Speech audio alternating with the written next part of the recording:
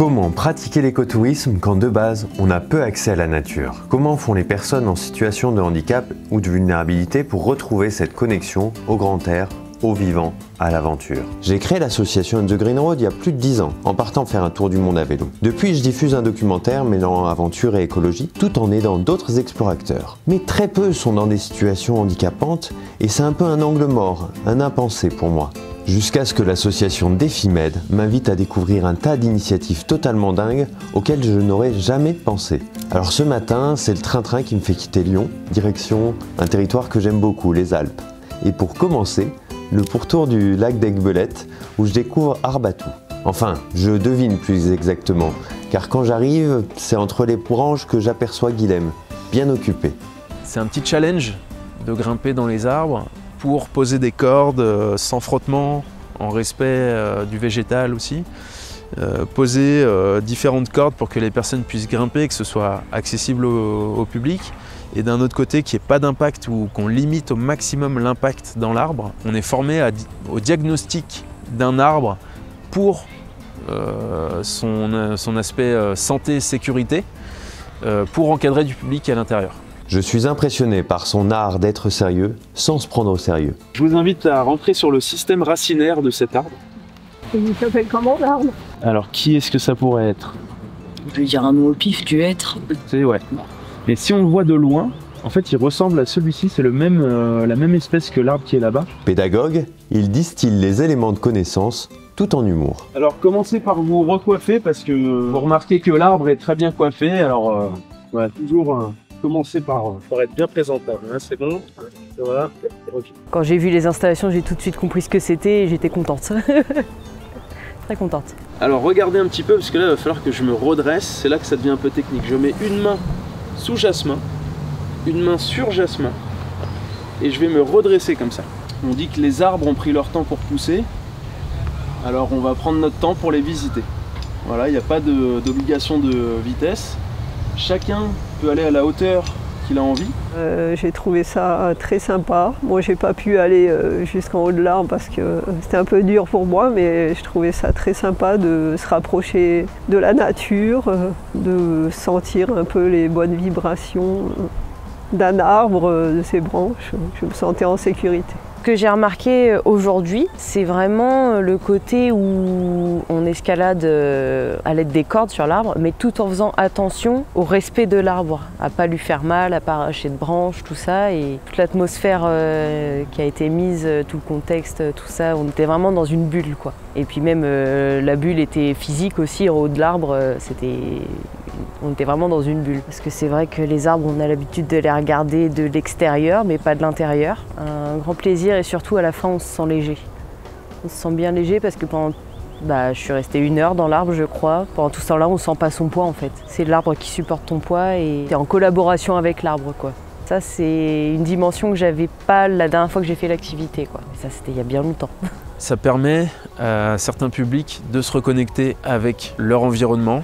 Voilà, il y a des personnes qui n'ont pas forcément l'habitude de sortir beaucoup de chez eux, donc ça permet effectivement de se reconnecter à une pratique sportive en douceur, mais une pratique sportive quand même, et surtout en nature, en extérieur. Ça permet de passer du bon temps, de se faire plaisir, d'avoir des sensations de nouveau, des sensations aussi pourquoi pas, qui rappellent l'enfance. On peut complètement intégrer même des personnes en situation de handicap ou des personnes à mobilité réduite par des démultiplications de force et du coup le rendre plus facile, plus accessible l'activité. On peut se retrouver vraiment en sécurité très haut dans l'arbre avec une approche bien sécurisante, quoi. Donc avec des nœuds autobloquants, des nœuds aussi de sécurité en dessous. Enfin voilà, il y a tout un tas d'outils en fait qui nous permettent d'accueillir des publics qui peuvent paraître éloignés du sport.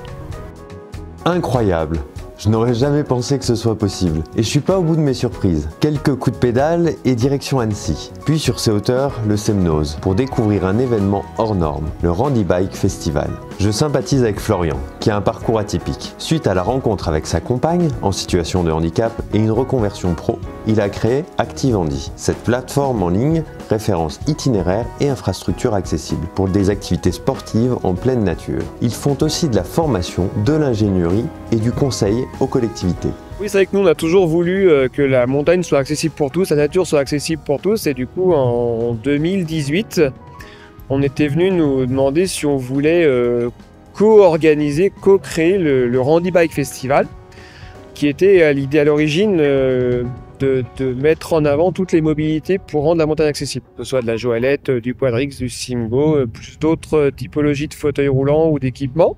Et c'est comme ça qu'est né le Randy Bike. C'est une association qui s'est créée pour venir permettre aux personnes à mobilité réduite de pouvoir pratiquer des loisirs, des activités en montagne grâce à des engins dont l'un, je cite le nom, le quadrix, est fabriqué à Sénaux, donc des engins à 4 roues avec des moteurs électriques qui permettent de faire des promenades tout-terrain, une activité qui était complètement inaccessible aux personnes à mobilité réduite il y a quelques années. L'idée aussi derrière le Randy Bike, c'est pas seulement un week-end où les gens viennent profiter de la montagne, mais c'est aussi une sorte de levée de fonds, j'allais dire, pour aller acheter du matériel et le mettre à disposition des gens sur le territoire. Donc on a déjà 6 quadrix répartis sur toute la Haute-Savoie pour que n'importe qui puisse aussi aller emprunter gratuitement cet engin et faire une balade. Donc on a des quadrix, une joëlette, on a un hippocampe aussi pour se balader en ville, sur la plage. Donc voilà, donc c'est plus qu'un simple événement, le Randy Bike, c'est vraiment une philosophie d'ouverture d'esprit et d'inclusion. Les liens se créent, on se connaît pas, les gens ne se connaissent pas le matin et puis le soir, il y a une très bonne ambiance et puis les gens sont ravis d'avoir pu gravir ou descendre les pentes du Semnoz.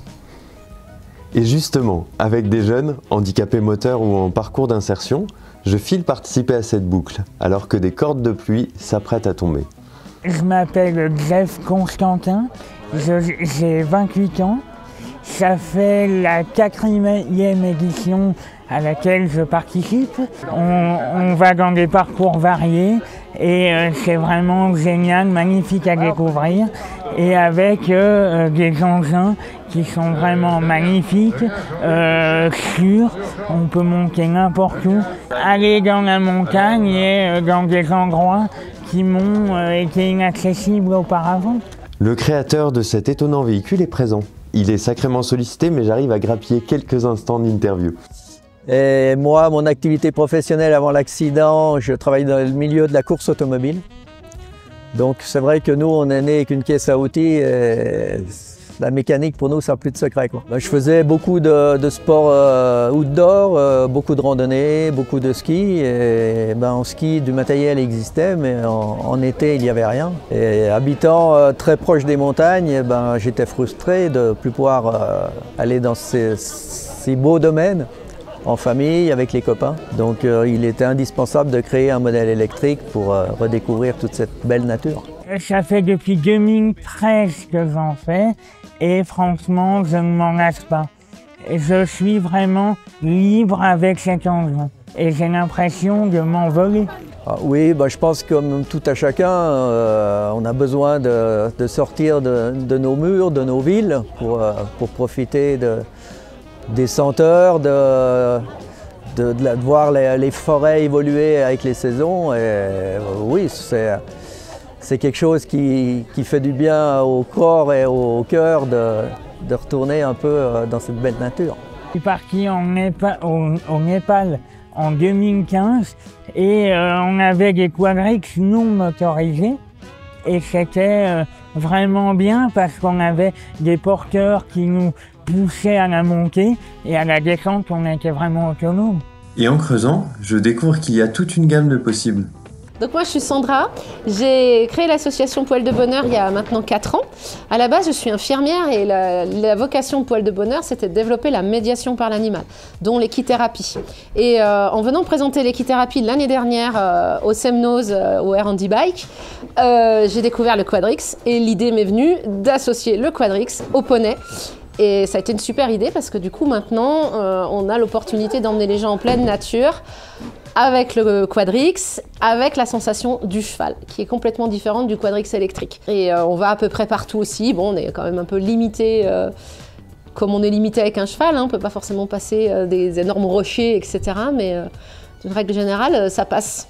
Tout ce qui demande du développement, de la recherche, ça m'intéresse, quel que soit le moyen de déplacement. Et l'équithérapie est aussi un très bon outil pour aider certaines personnes entre l'animal et le matériel, toujours dans cet extérieur qui nous permet de faire plein de choses. C'est un outil de déplacement qui m'intéresse tout autant que les modèles électriques. On marche au rythme du pas du cheval et ça c'est important dans cette société où on court, où ça doit aller vite, où il y a des sensations un peu plus ou moins extrêmes finalement, c'est ce qu'on recherche. Là non, on freine des cas de fer et on revient à la base, le rythme du pas du cheval. S'il est fatigué, il s'arrête, il souffle, on attend et puis il reprend son élan et voilà, et on le suit, on lâche prise, le lâcher prise. On retrouve quand même l'accessibilité à la nature, à la montagne qu'on a avec le quadrix électrique, c'est clair, mais vraiment une autre approche, complètement. Et c'est ce qu'ils disent les gens, hein. On a une autre approche. Allez, on y retourne, on n'a pas peur de la pluie. Et nous, sous la pluie, à 2 pas d'ici, on a rendez-vous avec Julien. Autant dire qu'entre lui et les jeunes de l'école de la seconde chance que j'accompagne, le courant passe directement. Je vous laisse deviner pourquoi. J'ai un parcours très atypique, mais ce qui ne m'a pas empêché d'être chef d'entreprise, d'embaucher parfois l'hiver jusqu'à 15 personnes, et de finalement, même si je ne gagne pas énormément d'argent, de vivre de ma passion et de me faire plaisir dans mon quotidien. J'ai emmené mes premiers clients à vivre ma passion qui était le bivouac en pleine nature. Et de là, j'ai créé ce projet touristique où à travers ces 3 valeurs, on essaye de remettre l'humain au centre d'un projet touristique. Ce qui n'est pas facile. C'était très intéressant la façon qu'il avait de voir les choses, je trouve. Puis ouais, sa façon de penser au global. Moi, tu vois, j'ai pas forcément une éducation liée au développement durable ou à l'écologie.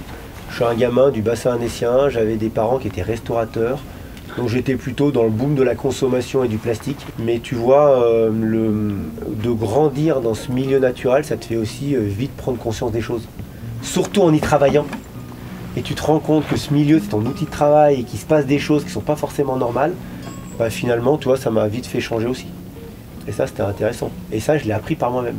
J'ai vu sur un magazine, ils disent que tous les glaciers en dessous de, si je ne me trompe pas, de 3000 mètres, vont tous fondre d'ici 2100. Ouais, clairement. Mais je pense que demain, la montagne a toutes ses chances. Clairement, moi, je suis très positif là-dessus parce que demain, je pense que ça va être des niches climatiques. Quand on va tous cramer et brûler dans nos villes, alors j'exagère, encore une fois, je donne des extrêmes, mais je pense qu'on sera vraiment content de retourner en moyenne montagne, chercher de la fraîcheur. Et je pense que toute la moyenne montagne a tout à y gagner dans les prochaines années. Si ils arrivent à bien manier cette transition, elle va vivre pas une sale période comme tout le monde, hein. Quand on change d'habitude, c'est jamais bien agréable au début. Mais après, si on se reconstruit de façon intelligente avec cette division-là, je pense qu'elle a tout à y gagner la montagne. Aussi bien en préservation, en structuration, ce que vous voulez, elle a tout à y gagner. On va faire le petit tour, comme ça je vous montre un petit peu tout ça. On reviendra par là si on voit 2-3 champignons. Donc ce qu'il faut imaginer, c'est que il y a 20 ans, il y avait absolument rien. J'ai commencé à emmener quelques clients ici à dormir en pleine nature en faisant des trous dans la neige. Et maintenant, il faut imaginer que quand je fais entre 3 et 5 igloos par saison d'hiver, c'est quelque chose d'exceptionnel. Donc continuer à faire des igloos en moyenne montagne, c'est un gros défi maintenant physique et psychologique. Mais rapidement, on s'est dit, si demain il n'y a plus de neige, comment on pourrait faire pour trouver une alternative à notre offre d'hébergement qui était 100% igloo à l'époque, et comment essayer de diversifier l'offre et d'avoir un projet 4 saisons.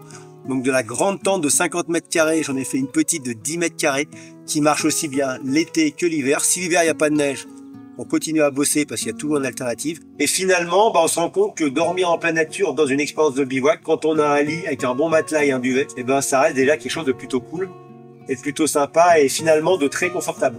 Et il faut savoir que quand on a montré l'éco-bivouac, c'était, rappelez-vous, rendre l'éco-bivouac le plus accessible au plus grand nombre. On avait même mis à l'époque une passerelle qui partait là de l'alpage et qui arrivait jusqu'à la tente, le premier altidôme, pour rendre accessible l'éco-bivouac pour les gens en fauteuil. C'était génial, c'était super. Bon, on nous l'a fait démonter parce que ça rentrait pas dans les accords qu'on avait sur le terrain, c'est un petit peu dommage. Mais oui, du moment qu'on peut se déplacer ou qu'on peut trouver des solutions pour emmener les gens s'épanouir sur ce lieu, c'est tout l'intérêt qu'on a. Mais en tout cas, voilà un petit peu l'ADN du projet. Et à chaque fois, on est ravis d'accueillir des gens ici pour leur faire partager un petit peu ça. Au fil de ces rencontres, je me rends compte à quel point écotourisme et accessibilité sont compatibles, même si au départ, le lien n'est pas des plus évidents. Alors c'est vrai que nous on fait beaucoup pour le social, sociétal, donc là-dessus on n'y revient pas. Et c'est vrai que l'écologie pour nous c'est Ça a toujours été une vraie question. Faire de l'écotourisme, c'est aussi accepter de mettre une jauge économique et pas faire en sorte que l'éco-bivouac se transforme en un moulin. Si ici, je vous mets 500 personnes par semaine... On t'en plus des oiseaux, hein, tu fais... Ouais, est-ce qu'on est réellement encore un éco-bivouac avec ses valeurs? C'est pas un tourisme de masse, hein, mais c'est un tourisme effectivement accessible à une petite partie de la population qui ne pouvait pas en bénéficier jusque-là et qui aujourd'hui apprécie énormément. Le fait de se reconnecter avec une activité en mobilité, en fait, on se retrouve mobile dans la nature, mobile dans un arbre, ça permet de réintégrer des choses, de réapprendre des choses. Clairement, oui, ça permet à certains publics de se reconnecter avec leur environnement. Là, j'ai emmené des résidents d'un EHPAD au plateau des Glières. Ça faisait des années qu'ils n'avaient pas vu une vache en alpage. Et de revoir ça, ils étaient émerveillés. Ça, c'est chouette, quoi. Waouh, je ne m'étais pas rendu compte à quel point cette reconnexion au vivant était vraiment un aspect fondamental. Mais ça peut pas être le seul. En redescendant sur Annecy, Florian me parle de contre-saisonnalité de ces publics, pouvant venir hors temps de vacances, amortissant les installations au niveau écologique, tout en permettant aux pros une activité toute l'année. Il y a aussi bien d'autres dimensions. On essaie de choisir des gîtes, des refuges, des lieux qui sortent des hôtels classiques, d'avoir des choses un peu plus proches des gens. Et du coup, c'est aussi ce genre de choses, des mobilités plus locales pour pouvoir faire des séjours plus locaux. On a ce côté-là, mais c'est vrai que la partie environnement, nous, on aimerait bien mettre un peu plus l'accent, notamment sur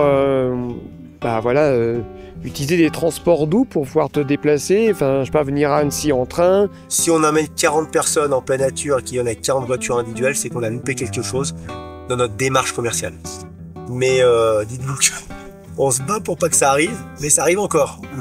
Et pour ça, tous le disent, ils ont besoin que les administrations et les élus leur fassent confiance, les soutiennent, favorise ces activités hors des sentiers battus. Ça me semble d'autant plus important que ces personnes font un travail incroyable, authentique, humain, à petite échelle, ultra local, attentionné envers les écosystèmes et les différents publics, et créatif. Pour moi, elles représentent le tourisme de demain. Et un week-end à leur côté m'a revitalisé. Ça me confirme dans mon envie d'outiller des personnes qui voudraient découvrir cette autre manière de vivre le tourisme, notamment avec Via Campus, l'école du voyage engagé proposée par On the Green Road. J'aimerais aussi l'adapter à des jeunes qui, avec Défimed, aimeraient faire une première expérience d'écotourisme et la partager sous format vidéo. Car toutes ces petites initiatives locales et créatives méritent d'être connues, reconnues et vécues.